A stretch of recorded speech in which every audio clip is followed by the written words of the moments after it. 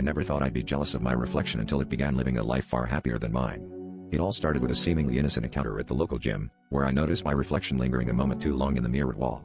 At first, I brushed it off as a trick of light, but soon, things took a darker turn.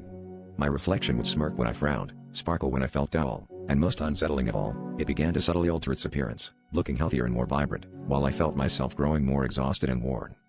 Act 2 unfolded as I became increasingly obsessed with the mirror, scrutinizing every detail, trying to catch the moment when my reflection diverged from reality. My friends noticed my distraction, even as they commented on how alive I looked in photos. But the truth was, I was becoming a shadow of my former self, while my reflection flourished. It started to mimic actions I never performed, like laughing with an unseen friend or savoring a meal alone, while I sat in solitude, my appetite dwindling.